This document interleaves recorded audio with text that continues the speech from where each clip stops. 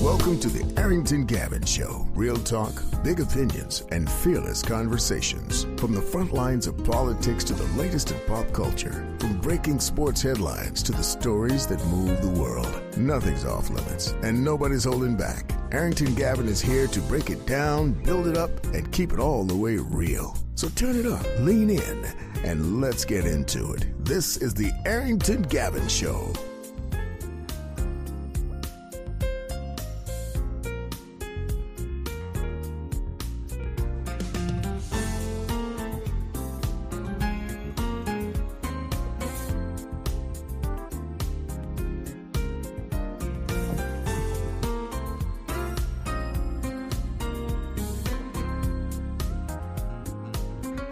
What is going on, family?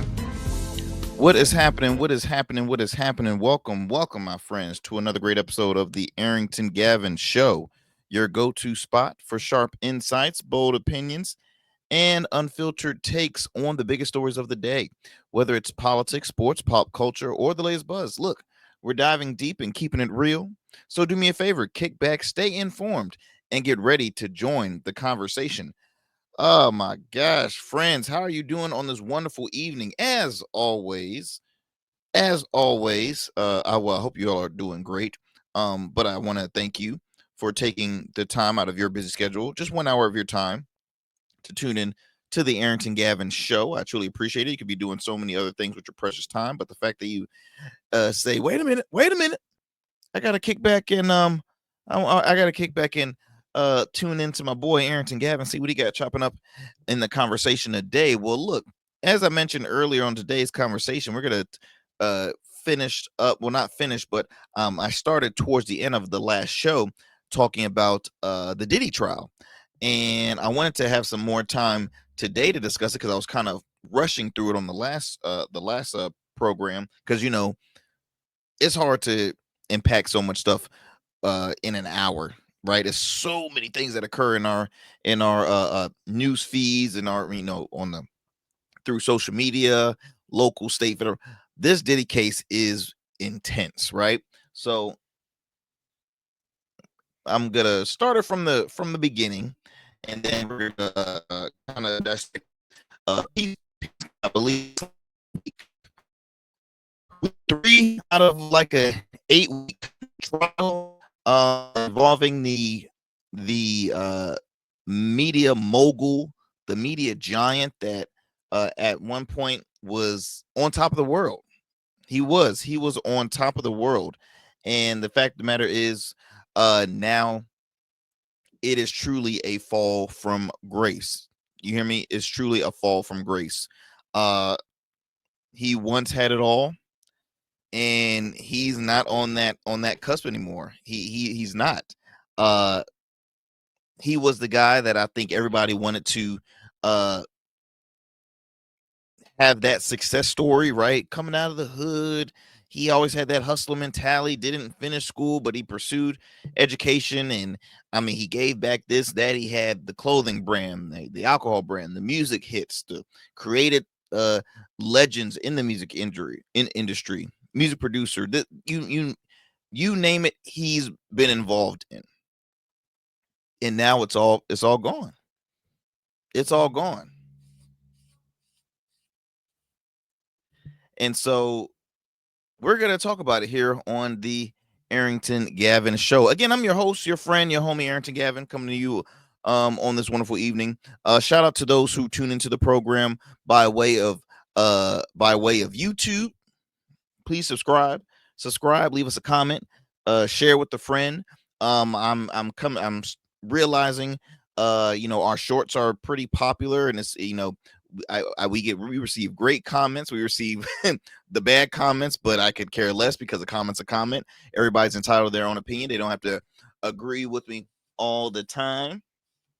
And trust me, it shows, because I've read some of the comments and it's priceless. But look, I like it. I like the civil discourse. I truly do. Well, some of them are not so civil, but who cares? People always want to be extra. Anyways, thank you again. Shout out for those who tune into us by way of YouTube. or also Rumble. You can watch the Arrington Gavin Show on Rumble, and you can stream us on the Goatverse TV app. That's right, Goatverse TV. It's available through the App Store, Google Play Store, Roku, as well as Amazon Fire. So please be sure to support the show and support Goatverse TV. Also, I want to shout out our listeners. Listen to us in the New Orleans area by way of WBOK 12:30 a.m. What New Orleans is talking about. You can tune to the Arrington Gavin Show 5 nights a week, Monday through Fridays at 7 p.m. Central Time. Again, that's Monday through Fridays, 7 p.m. Central Time on WBOK 12:30 a.m. So honored to be a part of the historic radio station, talk radio station, one of the oldest and longest running Black-owned radio stations in the country.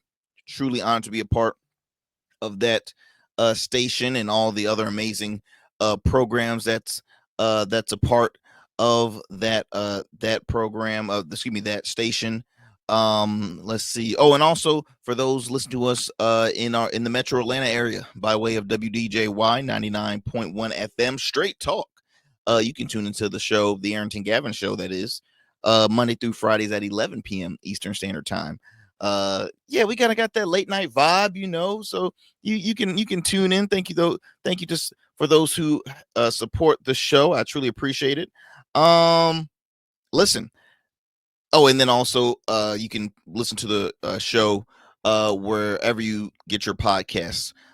Wherever you listen to your podcast, you can tune to the Arrington Gavin Show. We're available on all major podcast platforms. Do me a favor as well before we move forward. If you're on social media, please follow us. We follow back. Okay. Instagram, Blue Sky, X, formerly known as Twitter. And then you can also subscribe to our Substack page. We're continuing to grow that. I throw in some op-eds from time to time on Substack. I enjoy it. There's great journalists. You're starting to see a lot of the legacy media journalists who has either left from legacy media, it's been let go due to this new administration because he's starting to somewhat intimidate the corporate owned networks. And so you're seeing folks like a Joy Reid, like a Don Lemon, like Chris Matthews, Jim Acosta. I mean, so many talented journalists, that is. And don't get me wrong, some of them they show bias here and there, but they are pretty they good at what they do. They're growing on that channel. SE Cup, right? I mean, you have conservatives on there, you have liberals on there, independents, and it's a growing streaming platform. So we're on to be a part of there. We just we never have the time to really continue the conversation on the show, so we try to if we don't have the time to if we don't have the time to continue to share a topic or discussion we're doing, we push it towards Substack. So yeah, please follow us on those platforms. Let's see here, my friends. On today's show, as I mentioned, we're going to talk about the Diddy trial. Do we have some sports? I think we have one story in sports that we're going to hit, and then we want to discuss the issues happening in the Democratic Party, because last episode I shared the complications obviously happening in the Republican Party. No shocker. But the same exact what is happening in the Democratic Party. They can't get their ish together. They can't get along. They're having issues within their own party. And look, in all honesty, the Democratic Party right now is a party of losers because they lost. All right, they're in the rebuilding stages, but they're showing signs of like, okay, it looks y'all must not want to win because y'all having these little petty fits and y'all not liking such and such because he is not agreeing with y'all 24/7 on certain things. He's an outspoken this, she's outspoken that. Y'all don't like Fetterman because Fetterman's like, look, I'm helping out and benefiting what is or what's best for my constituents. If I'm not gonna say I'm always gonna agree with the left, but I sure as hell I'm not gonna agree with what's on the right. I'm a Democrat, for crying out loud. So there's stories saying they're trying to slid him aside and he might be getting embraced by the GOP. I mean, that stuff that's going on. But I feel like the juiciness that's happening in the Democratic Party is what's going on the highest level, the committee, the Democratic committee. David Hogg, right? David Hogg is an outspoken, newly elected vice chair. They're doing elections, or I think they've already pursued to try and oust him. I'm gonna share a soundbite of former, or I think is a current elected official, Malcolm Kenyatta. It's a soundbite that he shared when he was recently on the Karen Hunter show. Karen Hunter, she's a well-known journalist, radio host. I am a fan. I believe she's on Sirius XM Urban View. You can tune to her show. Pretty dope when it comes to black media and really staying informed with what's happening in the culture. She's one of those ones I highly recommend. Now, hey, I might not always agree with her, but most of the time she's speaking truth. And yeah, Malcolm Kenyatta has something to say, so I'll share that soundbite with you all a little later on. But before we do that, let's go ahead and start off with a fun fact, because we just like to, we love fun facts here. We love to kind of warm up the chops before we get going with some of our topics. And today's fun fact is, you all know that Gen Z, all right, Gen Z is drinking less apparently, and one study says it's just because they're broke. All right. Now, if we can go back on the age groups of what Gen Z, let me see. Gen Z is let me actually let's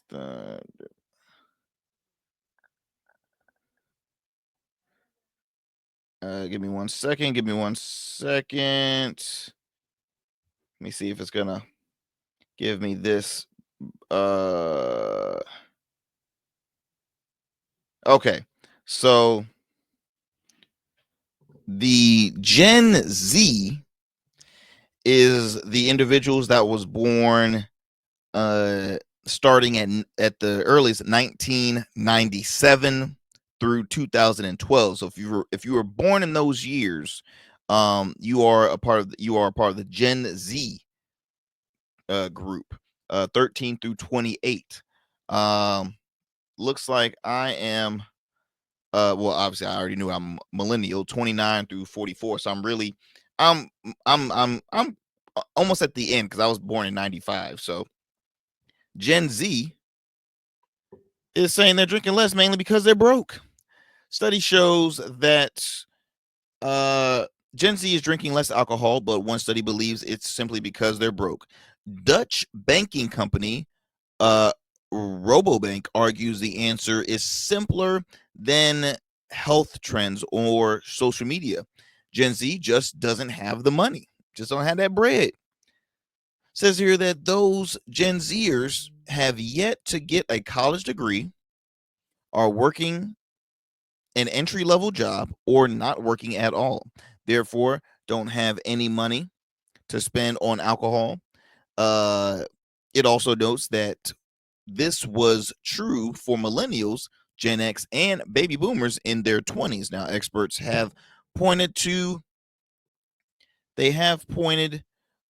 health consciousness and social media, in addition to limited disposable income, as key reasons for Gen Z's aversion to alcohol. Now, I think that's George Koob, director of the National Institute of Alcohol Abuse and Alcoholism, also noted to Time, it is becoming clear that for whatever reasons, today's younger generations are less interested in alcohol and are more likely than older generation to see it as risky for their health and to participate in periods of abstinence like dry January. Let me see if I can continue. In 2023, Gallup poll shows the share of U.S. adults under 35 who dropped from 72% in 2001 through 2003 to 62% in 2021 through 2023. Now, technology shows here that marijuana legalization and shifting social norms also play a role. Alcohol is a social drug, Koob said, and socializing has moved online.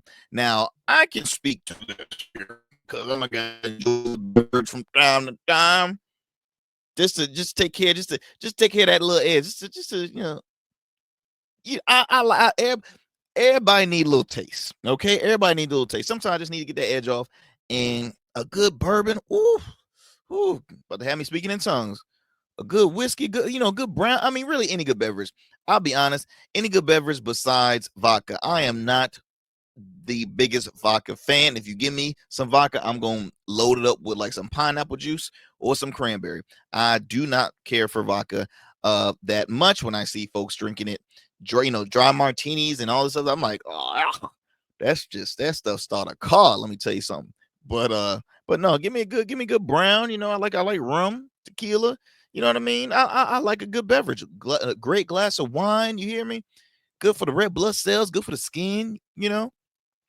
But I have noticed, because I have two nieces and a nephew, and I know the youngest is not of age to drink, but the one niece she just finished her sophomore year in college. Shout out to my niece Kennedy. Shout out to her. She would say the real HU, but it's hard because her mother is a Hampton University grad, so I know that's kind of a little conflict in the house. But she's finished her sophomore year at Howard. I have a nephew, James. Shout out to my nephew James. He finished his junior year at Old Dominion University, and he's of age. Drinking doesn't go ham, right? But he takes a sip from time to time. Now, if I can recall back to my heathen days, boy, when I was drinking, I was turning up like it was no tomorrow. I ain't care about the pricing, because for one, I think when they say, oh, they're just broke, that's why. That's bogus, because look, yeah, they got some cheap stuff that can still take care of you. All right. Come on now, some MDs. Those are those folks who enjoy a good beverage. You know what MDs were? Mad Dog 2020s. All right, Amsterdam, Burnett's. What else am I? Kentucky Gentleman. Okay, Paul Masson. Hey, look, we knew how to have our fun on a budget. So please spare me they just want to be careful of their finances, and it's because we're broke. What's stopping folks with no jobs from drinking? What's stopping them? Because they find some way to get a sip. All right. So I just thought that was interesting. That is our fun fact again. Gen Z, but Gen Z they're more responsible. Like, I will give Gen Z credit. They're in the digital space. They're digital experts now. Because of Gen Z, you now see job requirements saying, hey, look, we're looking for a social media marketing person now. Just it's a different time. But it's funny because they're calling my generation the tech savvy, value experience, student debt issues. Well, we do got student debt, I'll tell you that much. But that's interesting. Socially conscious Gen Z, most definitely, because they're we're millennials. We're more the outgoing, we're more the social folks. And all the above from there. Let's see, my friends. Let's see. Look, we're gonna take a commercial break. That was our fun fact. We're gonna take a commercial break. We're gonna come back and get it going with opening up about this Diddy trial. All right, a lot of stuff is happening in the Diddy trial. A lot of names have been mentioned to possibly testify, and it's getting intense. It's getting intense. So, my friends, you are listening to the Arrington Gavin Show. Please don't go anywhere. We got a lot more show for you here on the other side. We'll be right back. Every man has a story to tell. Your ambitions, your achievements, your legacy. Your suit should reflect that story, crafted precisely, designed for impact, and tailored exclusively for you. We work with only the finest fabrics, luxurious wools, silk, linen, and blends from world-renowned mills in Italy, the UK, and India. These fabrics are the foundation of custom suits that exude elegance and stand the test of time. But a suit isn't just about fabric, it's about fit, and it's about confidence, and it all starts with you. When you work with me, you'll receive a personalized consultation, whether in person or over Zoom. Together, we'll explore your vision and discuss your needs. and we're going to bring your ideas to life. My journey as a designer includes apprenticing under New York-based designer Clavon Leonard, showcasing collections at New York Fashion Week, Algeria Fashion Week, and the prestigious Baltimore Met Gala. That experience is what we bring to every suit we create, from weddings to corporate events and everything in between. We specialize in crafting one-of-a-kind suits for life's most significant moments. Dapper Luke has been recognized as one of Baltimore's best menswear in 2023, and I was honored to be one of the 10 designers selected for the prestigious Baltimore Met Gala. With over 900 satisfied clients, we proudly serve Virginia Beach and Baltimore, bringing world-class designs to these incredible communities. We don't just make suits, we craft confidence. Your suit will fit your body, your style, and it will tell your story. Book your free online personal consultation today. Visit www.dapperluke.com. What's up, y'all? Welcome to And we still in traffic. Don't look familiar, do I? Not in this seat. Hey, what's that you listening to? Here to host today. Hey, turn it up. With me? Yeah, that's that new Gold Verse app. I got you. So y'all want to know where the goats are? They're off on the sidelines. Looking for fresh, relevant content wherever you go? What was the name of that he said? Introducing GoatVerse TV. GoatVerse, that's what it's called. The free streaming app that brings you the best podcasts, current events, and thought-provoking opinions all in one place. Download it now from the Apple Store or Play Store. In Goats, we trust. Become a man of distinction with Rugged Evolution Beard Care. Order our scented beard oils and beard balms to help you maintain and grow the perfect beard. Order today. Try our men's care products like the full body exfoliating cleansing bars, body wash, smooth stash, and more. Log on to our website or download our app to place your orders. Rugged Evolution Beard Care. We're your luxury but affordable men's care line. And remember, Rugged is the new smooth. All right, my friends, welcome back. Welcome back to the Arrington Gavin Show. Look, let's get it going. We got to talk about this Diddy trial. Let me tell you something. This Diddy trial getting... Whew. It's not like I'm not saying I'm not defending Diddy by all means, because justice does need to be served for Cassie, for the victims that has accused him. It's, and the reason why I say that is because at the time it was all it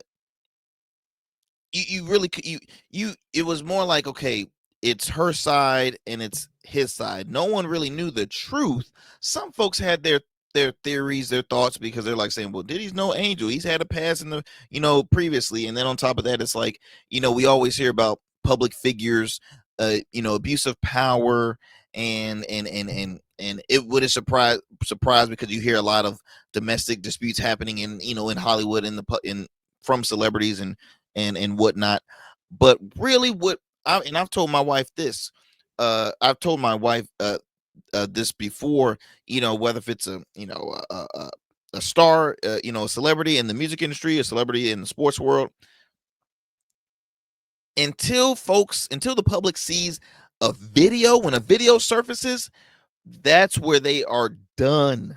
They are done. If there's never a surveillance video shown, then it's like, okay, they might believe it here and there, but they're gonna follow up, and they're gonna let some time go by, and then they're gonna forgive. I mean, look, we all remember and I hate to always go back on old stuff, but when Chris Brown and Rihanna had their dispute, right?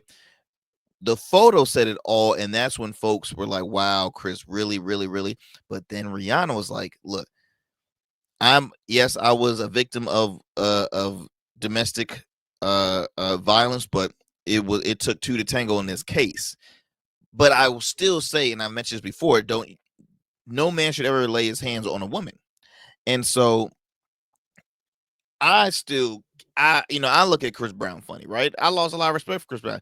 Yeah, the man makes some great tunes, but I wouldn't say, oh, if I was a celeb, I would love to be friends with them. And it's not like, no, I wouldn't be able to. Now, me being the conversationalist I am, I would love to have a conversation and just talk about them. What was going on in your head? What both of them? What were you thinking? What was happening? Like, why would you consider that being the cure?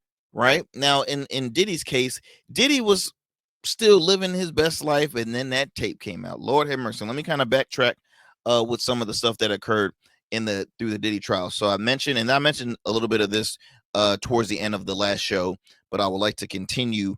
I want to kind of recap that just real quickly. So um early November 16th of 2023 was when Cassie Ventura, former singer, model, also ex-girlfriend of Diddy, had filed a lawsuit alleging horrific attacks. All right.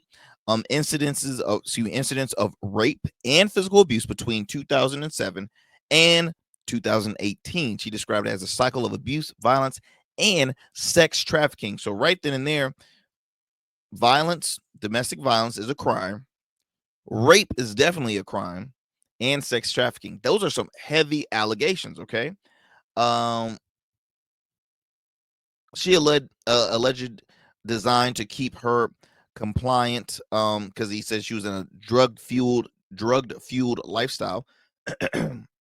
The lawsuit alleged that Combs destroyed the car of another U.S. rapper, Kid Cudi. Apparently, he blew up the man's vehicle. Now that's some mob-ish. You know what I'm talking about? Like that stuff you saw on Empire. And you start to think, right? Because a lot of movies, a lot of shows, um, when they play certain characters, you're like, okay, it is some truth to some of this stuff. Like, who are they reliving? Who are they playing?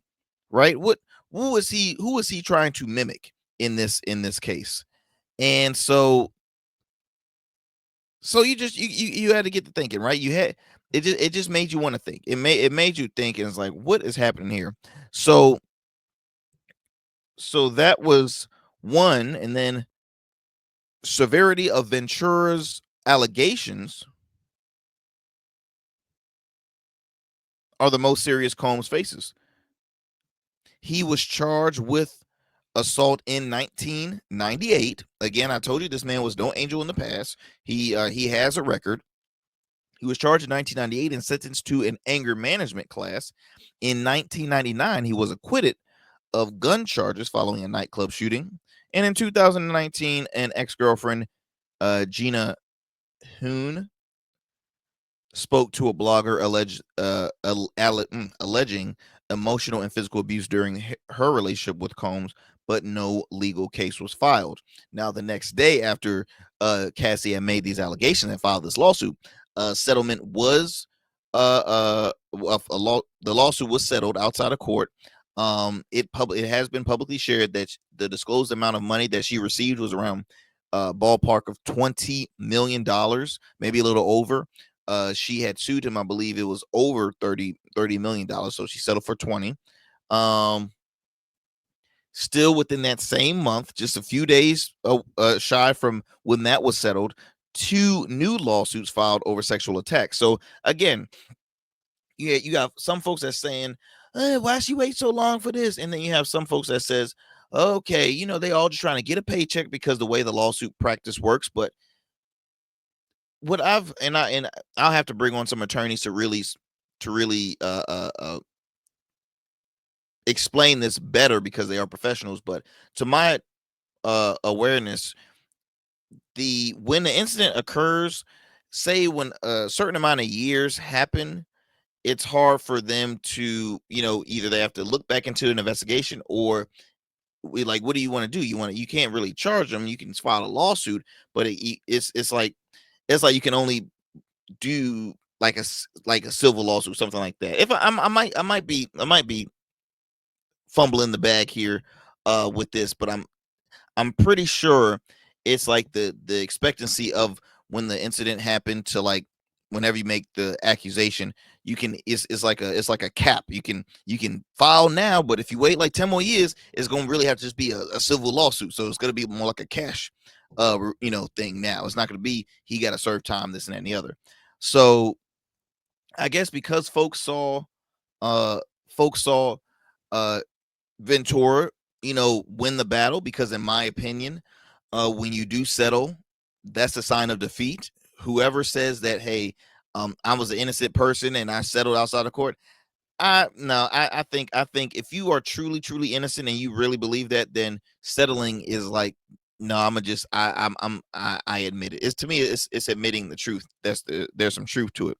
So 2 more lawsuits filed over sexual assault. Combs is accused of sexual assault dating back to 1991 in 2 lawsuits. One anonymously by a woman who claims Combs and another man coerced her, into sex. The other by an individual Joey Dickerson Neal, who alleged Combs drugged and sexually assaulted her, as well as filming the incident and showing it to others. Later, in April 26 of 2024, Combs' lawyer filed a motion of dismiss elements of Dickerson's lawsuit. Again, it looks like another a motion to dismiss. So I don't know if that means that was a settle or not. These lawsuits and some of other subsequent ones filed against Combs are made possible by New York state laws, such as the Adult Survivors Act and the Victims of Gender Motivated Violence Act. That allows for lawsuits alleging sexual assault to be made even if the statute of limitation, the window of time of allegations to be made, has expired. So that's kind of what I was explaining in the beginning. This is still all in November of 2023. Combs steps down as chair of Revolt. You know, that streaming channel, that streaming platform that Diddy was behind that was getting really popular. He stepped down from that. Last time I checked, Revolt is trying to kind of relaunch. I think it's still going to be under the same name, but just kind of change up the color, change up the concept a little bit, and just try to separate themselves from Diddy, like so many other things, right? The following week, Hulu scraps plans for a reality show produced by James Corden's company Fuelwell 73 that was focused on Combs and his family. December 6, 2023, Combs denies all allegations. Combs denies all allegations made against him in the precedent weeks, including a new lawsuit filed by another anonymous woman who alleged Combs participated in a gang rape against her and sex trafficked her when she was 17 years old. Guys, it gets worse and worse from here. February 26, 2024, Combs sued by Rodney Jones. Combs is sued by music producer Rodney Jones, who alleged Combs groped him and attempted to groom him into accepting a homosexual relationship. During sessions for Combs' 2023 release, the Love album, Off of the Grid, a lawyer for Combs described the allegations as pure fiction, and later on August 26th, Combs called on a judge to throw out the case. This is where it got really sad, in my opinion. Why? Because it was, his family was there, his kids was there. So I'm in my office and got the TV on. You can see breaking news. The FBI, or excuse me, U.S. federal agents raided 2 of Combs' properties, one in Los Angeles and one in Miami. You see helicopter cams looking down. You saw 2 of his kids, 2 of his sons in handcuffs on the ground or in the grass in their property while they're raiding. It was once you saw that, you're like, oh wow, it's intense. And to my knowledge, both houses that they raided, Diddy was nowhere to be found. I think they ended up finding him like at an airport, if I'm not mistaken. The FBI raided Combs' properties in Los Angeles and Miami as part of a sex trafficking investigation. No charges are made against Combs at this stage. May of 17th of 2024, CNN publishes shocking footage of Combs assaulting Cassie, which was extremely, extremely disgusting. By the way, you see a man running damn near naked down the hall to chase a girl who's trying to escape from the torture she has been receiving for years. She's trying to just run away for good, not come back. She's in her clothes, she's in a hoodie, she's trying to she looked like she was walking quietly, and that man runs, grabs her, and beats her, which, again, following y'all up with the trial, they end up showing that tape, the full tape, which lasted around 15 minutes long. You hear me? 15 minutes long. They only shared just little clips of it, just a few seconds on social media. But the reality showed that this lasted 15 minutes, which, I mean, I had the conversation with my wife. My wife was very right. She's like, I'm just pissed with the security because somebody had to be paid off because security saw the footage. He could have easily, put it out there right when it happened, but they didn't. There were moments where Cassie had, said that she had to go under the knife for cosmetic surgeries to take care of some of her scars and bruises and beats. Like, she had plastic surgery, she had makeup artists covering over bruises. It's sickening. It is the new age Ike and Tina. Really, if y'all seen that movie, What's Love Got to Do with It? Ike beat the crap out of Tina Turner. And this is what we saw. It was truly disgusting. Crystal McKinney files lawsuit. A model, Crystal McKinney files lawsuit against Combs, alleging that he drugged her and forced her to perform oral sex in 2003 in a 2003 incident. Later that week, another woman, April LaProse, files her own lawsuit against alleging 4 instances of sexual assault between 1995 and about 2000, as well as the allegations that Combs filmed one of the incidents and showed it to others. Now, here's a tough pill to swallow too, because I've heard attorneys kind of play devil's advocate and speak how the jury and this will be swayed and how this will be shared in the court of law. When the victims go back, right now, to Cassie's defense, she was like saying, look, I've tried to go back. He eventually stalked me. I mean, shoot, he destroyed a vehicle of a guy that I was seeing when we weren't seeing each other. We were done at the time, and he destroyed it. So he followed these folks. Remember, Diddy was damn near a billionaire. He has a lot of power, a lot of access, a lot of money. This person said, I know I was sexual assaulted four times. You hear me? 4 times. And let's remember, sexual assault and rape are 2 different things.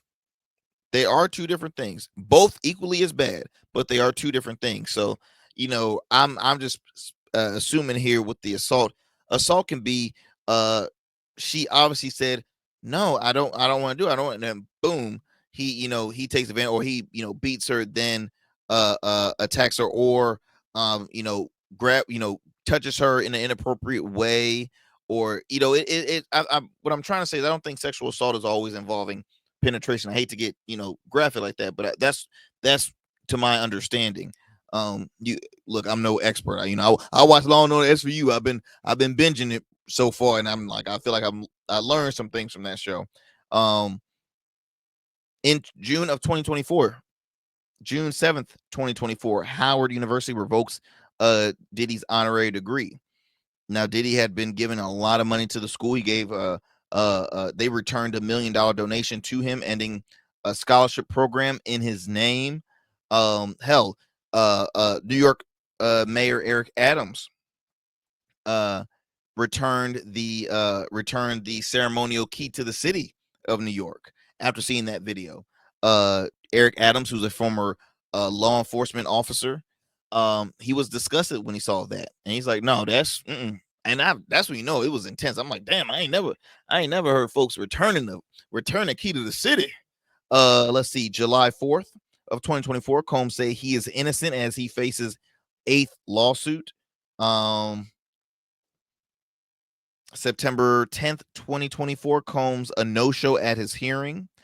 September 11th. Let's see here. September 11th. Well, let me read the no-show at the hearing. Combs does not appear at a virtual hearing. This man don't even appear virtual hearing for a lawsuit against him by Derek Lee Cardello Smith, who alleges he was drugged and sexually assaulted by Combs at a party in Detroit in 1997. The no-show leads to a default judgment against Combs of $100 million to be paid to Cordell Smith, who is currently incarcerated following an unrelated case. Combs' lawyers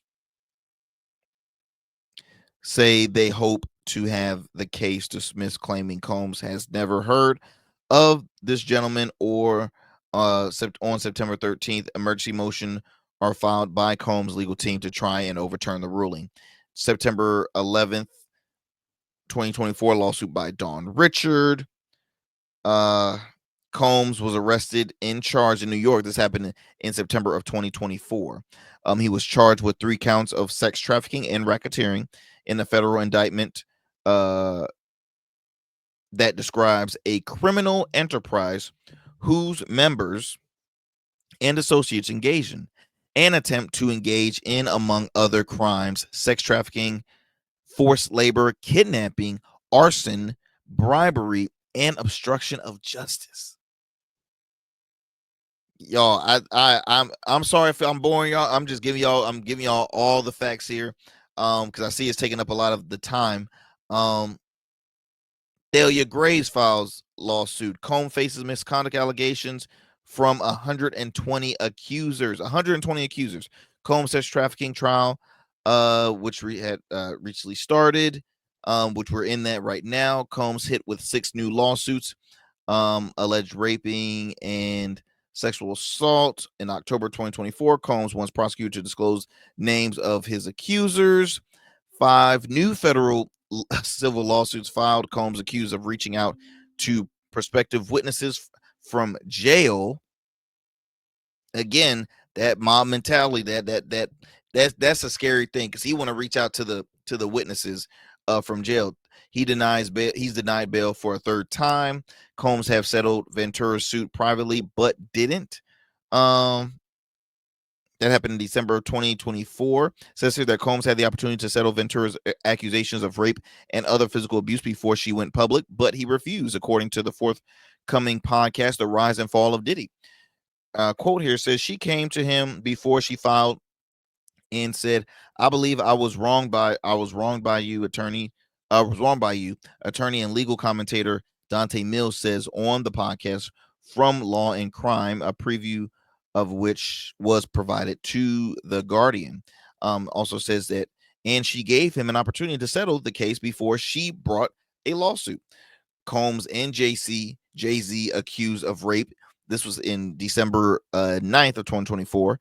An amended lawsuit filed in federal court alleged that Combs and Jay-Z raped a 13-year-old girl during a party in 2000. Now, Jay-Z has denied the allegations on social media and lambasted the lawsuit, calling it part of a blackmail attempt by the plaintiff's attorney.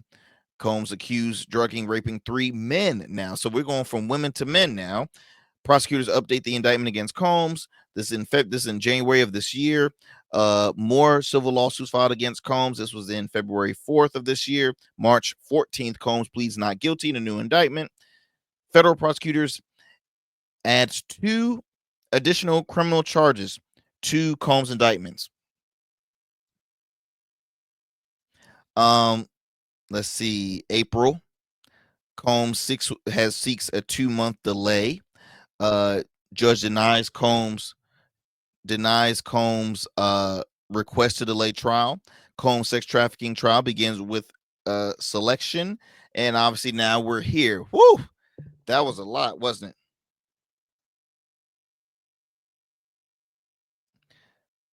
That was a lot. But I just want to kind of follow you up what's going on. And let me give you my take on this. I think it ain't looking good for Diddy. I'll be honest. It's not looking good for Diddy. Do I think he will serve time? Yes. On that number, I'm not sure. Will there be some cases that he probably will be not guilty on? Yes. But will there be some cases where he's going to be found guilty? Absolutely. Because at the end of the day, that tape right there is all the proof they need, really. Because a juror is going to see that and be like, how can you trust this guy? You already see, like, he's capable of beating somebody, so he's probably capable of doing other things that he's being alleged of doing. So, again, y'all, I follow up by saying we are seeing a true fall from grace. with Diddy.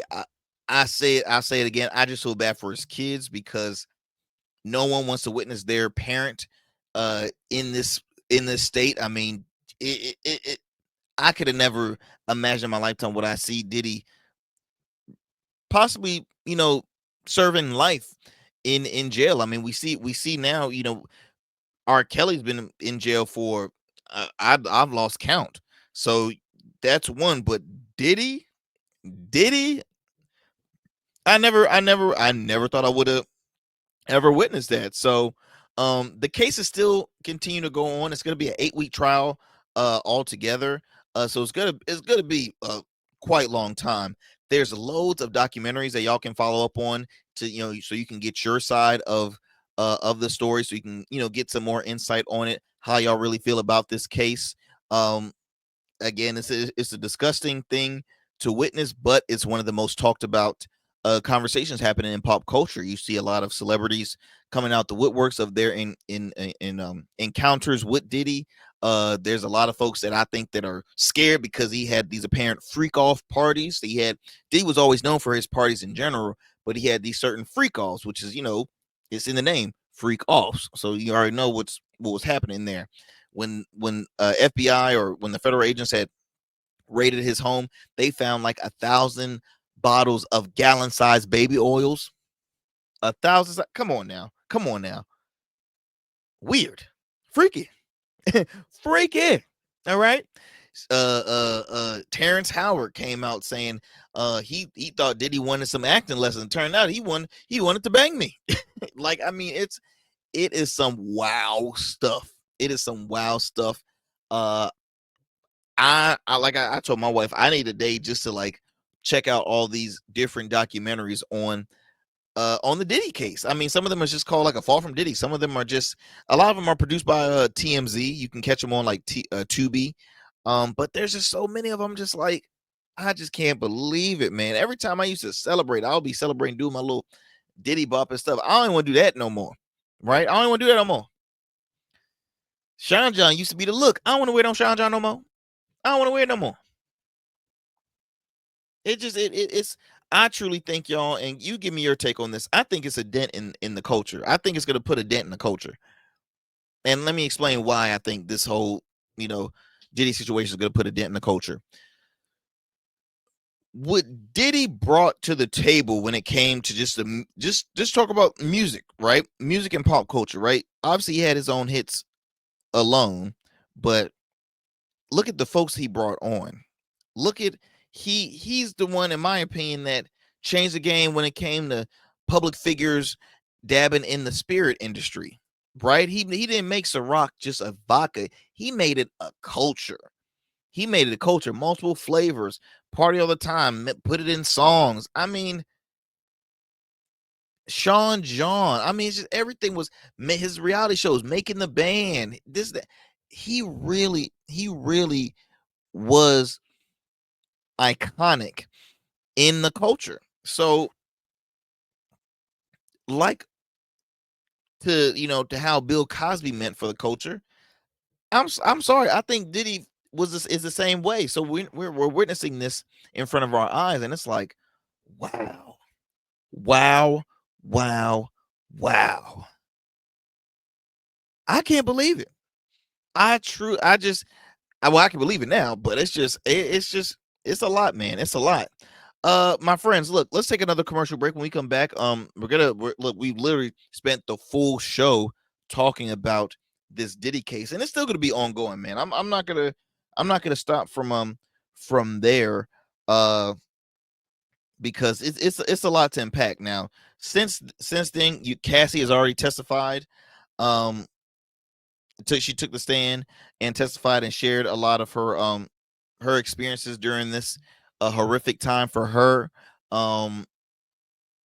which she's extremely brave for doing that too, facing her abuser as now a wife, a mother, and I think for her, she never would expect her career to take not I won't take a hit, but to go in this direction, right? Again, this girl wanted to be a singer.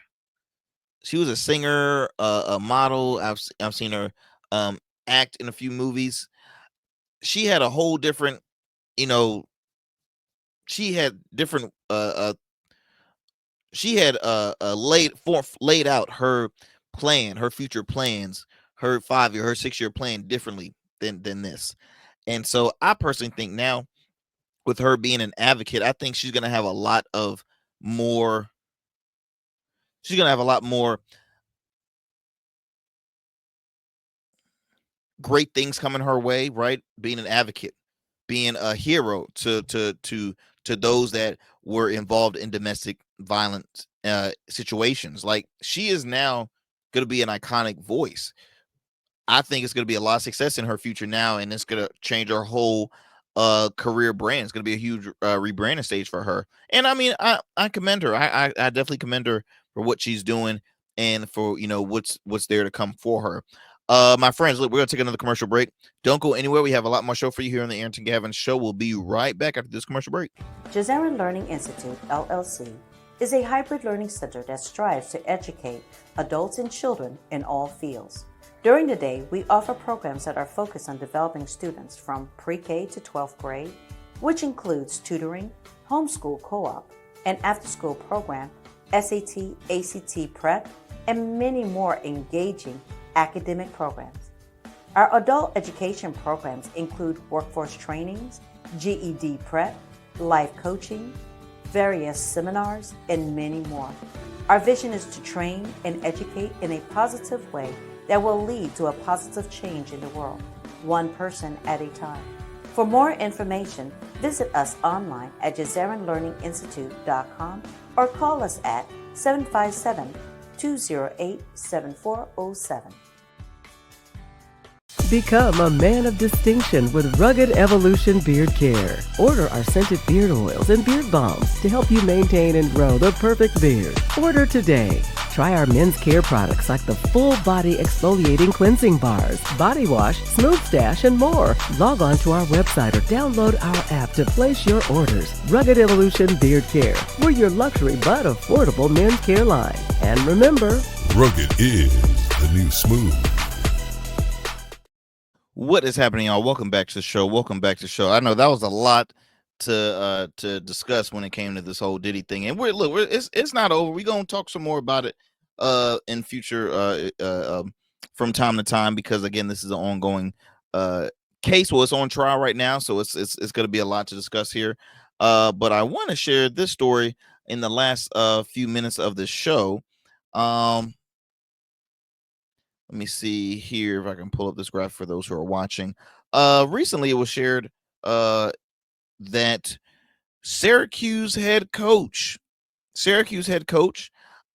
became the first college football coach to sign with an NIL agency. That's right. It says here, Fran Brown is the first coach to sign with an NIL agency. The agency, named Network, will give Fran an opportunity to capitalize on his own brand and help elevate recruiting.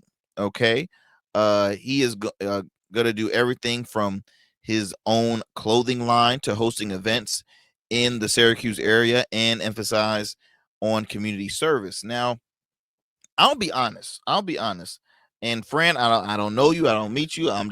I will say I'm biased. I always love to see our people get the money and succeed and get more and more successful and all this. So I congratulate you for your success. And I guess me in general, I'm not too crazy about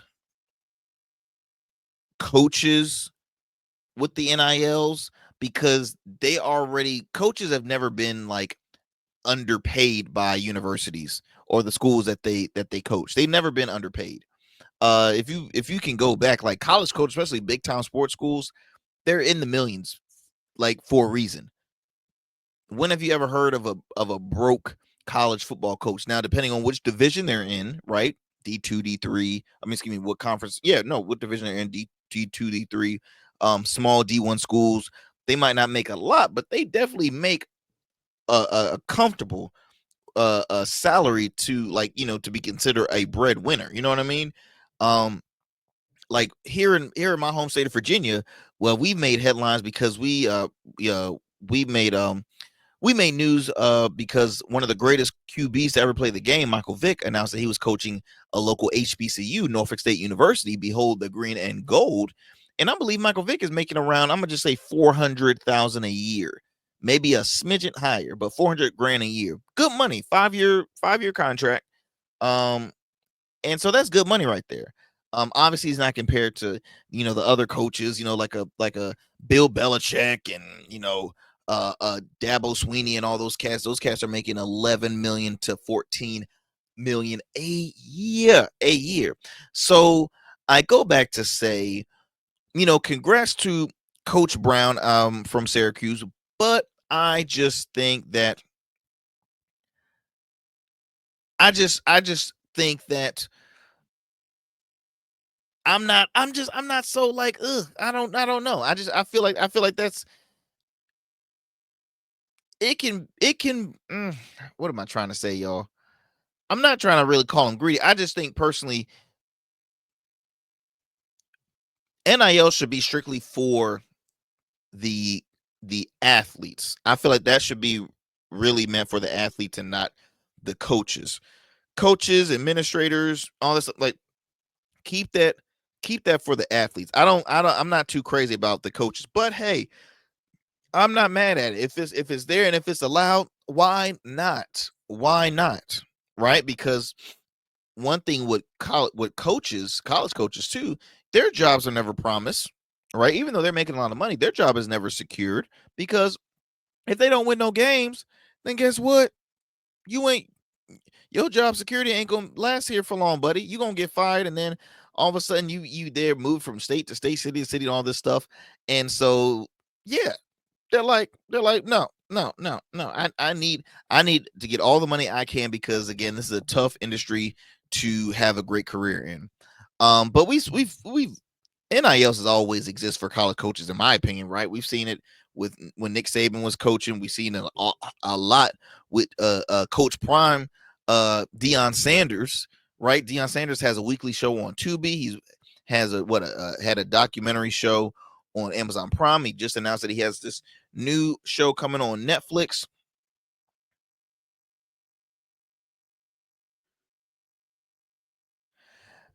It has this new show on Netflix, and so I mean, we see a lot of coaches see how lucrative it is to be a coach. That's why a lot of folks are like saying, you see a lot of retired football players really pursuing coaching and not doing these analysts work really anymore, because I used to see a lot of retired football players go straight to the announcer desk or football analyst or commentator, and that's their life forever. Now they're going straight into coaching. Some of them are going straight into college coaching. Hell, some of them are even working as an assistant coach in the pros, right? They skip over high school and college. They go straight to the big time. So it's interesting. It really is interesting. But again, I want to congratulate Coach Fran Brown of Syracuse, for scooping up the bag, right? For securing the bag, in the words of my good friend Miss Tanita Brinkley, securing the bag.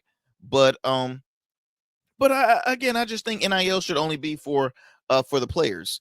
Let me know what y'all think, friends. Let me know what y'all think on that case, on that one. I'll talk a little more about it. I'll probably do an op-ed on our Substack page, so be sure to subscribe to our Substack. Again, it's under the Arrington Gavin Show. And just continue to support the show. I will talk to y'all next time. Got a lot of great guests in store for you, lined up for you here on the show. And continue to support great content, great conversation. And yeah, I'll talk to y'all soon, my friends. Peace and blessings. I'm out.